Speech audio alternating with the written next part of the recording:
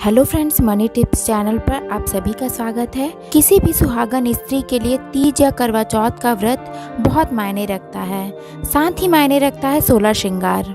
16 श्रृंगार का हिंदू सभ्यता में एक अलग महत्व ही होता है।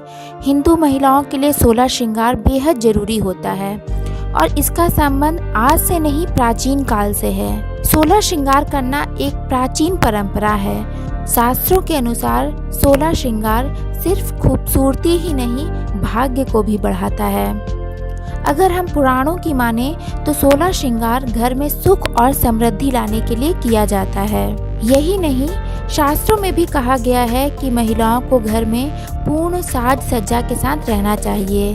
ऐसा इसलिए ताकि घर की मान प्रतिष्ठा बनी रहे। अब बात करते हैं कि क्या होता है 16 श्रृंगार। देखिए, 16 श्रृंगार एक ऐसी रस्म है जिसके तहत महिलाएं सिर से लेकर पैर तक कुछ न कुछ सुहाग की निशानी को पहनती हैं। इसमें बिंदी, चूड़ी, सिंदूर और पायल जैसी चीजें शामिल हैं। ये सभी सुहाग के चिन्ह होते हैं। शास्त्रों के अनुसार महिलाओं को अनिवार्य रूप से हर दिन 16 श्रृंगार करना चाहिए, मगर आजकल की जो लाइफ स्टाइल है और बिजी होने की वजह से हर समय 16 श्रृंगार कर पाना थोड़ा सा मुश्किल हो जाता है। लेकिन जब भी आप व्रत या उपवास कर रही हैं या फिर तीज या करवा चौथ का व्रत कर रही हैं तो उसमें 16 श्रृंगार जरूर करें। तो आइए जानते हैं कि आखिर कौन कौन से हैं ये 16 श्रृंगार और इनका महत्व। तो सबसे पहला श्रृंगार है काजल। आंखें मन का आईना होती हैं। ऐसे में अगर हम अपनी आंखों पर ध्यान नहीं देंगे तो हमारी खूबसूरती में चार चांद कैसे लगेंगे। इसलिए हम काजल का इस्तेमाल करते हैं। जैसे काजल एक श्रृंगार है जिसे आंखों पर लगाने से चेहरे की खूबसूरती तो बढ़ती ही है, साथ ही इसे 16 श्रृंगार में भी शामिल किया गया है। माना जाता है कि काजल जो है बुरी नज़र से बचाने का काम करता है। अब दूसरा श्रृंगार है मेहंदी। हर सुहागन का श्रृंगार तब तक अधूरा है जब तक उसके हाथों में मेहंदी ना हो। किसी भी शुभ काम को करने से पहले सुहागन महिलाओं को हाथों और पैरों में मेहंदी जरूर लगानी चाहिए। अब तीसरा श्रृंगार है मंगलसूत्र। शादीशुदा महिलाओं का सबसे खास और पवित्र गहना होता है मंगलसूत्र। इसके बिना सुहागन का श्रृंगार अधूरा माना जाता है। इसके काले मोती महिलाओं को बुरी नजर से भी बचाते हैं। अब चौथा श्रृंगार है मांग टीका। सिंदूर लगाने और मांग टीका पहनने के बाद हर महिला की सुंदरता में निखार आ जाता है। मांग टीके को माथे के बीचों बीच पहना जाता है। मांग टीके को माथे के बीचों बीच पहनने के पीछे भी एक खास मान्यता है। इसके अनुसार मांग टीका सिर के बीचों बीच पहनने से शादी के बाद नववधु अपने जीवन में सही और सीधे रास्ते पर चलती है। अब पांचवा श्रृंगार है सिंदूर। सिंदूर महिलाओं के सौभाग्य का प्रतीक होता है। शादी के बाद से ही यह उनके श्रृंगार का खास हिस्सा बन जाता है। यह सुहागन महिलाओं का सबसे महत्वपूर्ण श्रृंगार माना जाता है। अब छठा श्रृंगार है पायल। पैरों में पहने जाने वाली पायल कभी भी सोने की नहीं होनी चाहिए। चांदी की ही सबसे उत्तम व शुभ मानी जाती है। सातवां श्रृंगार है बिछिया। पैरों की उंगलियों में पहने जाने वाली बिछिया सुहागन महिलाओं की पहचान होती है।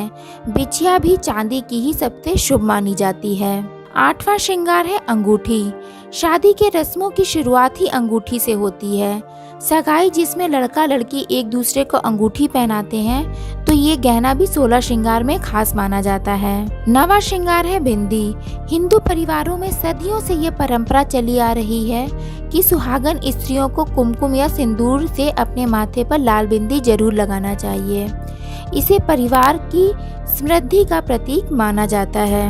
वैसे तो आजकल मार्केट में भी तरह तरह की अलग अलग बिंदियां आने लगी हैं, तो आप उनमें से भी बिंदी लगा सकते हैं। 10वां श्रृंगार है नथ। शादी के बाद यदि कोई स्त्री नाक में नथ नहीं पहनती तो उसे अच्छा नहीं माना जाता, क्योंकि इसे भी सौभाग्य से जोड़कर देखा जाता है। 11वां श्रृंगार है कमरबंद।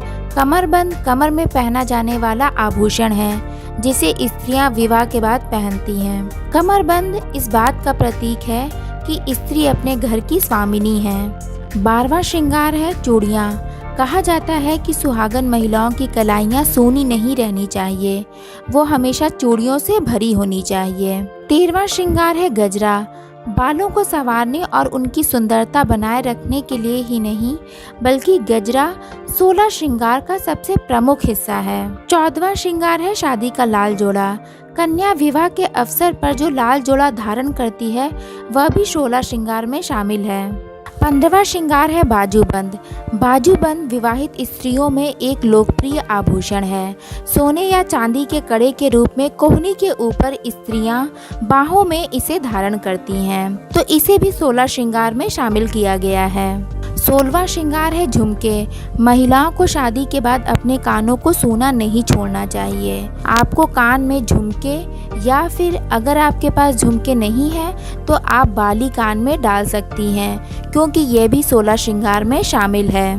तो फ्रेंड्स, ये है 16 श्रृंगार से जुड़ी ज़रूरी जानकारी। अगर आपको ये वीडियो पसंद आया है तो प्लीज़ वीडियो को लाइक करिए, ज़्यादा से ज़्यादा शेयर करिए और चैनल पर पहली बार आए हैं तो प्लीज़ चैनल को सब्सक्राइब करिए। Thank you.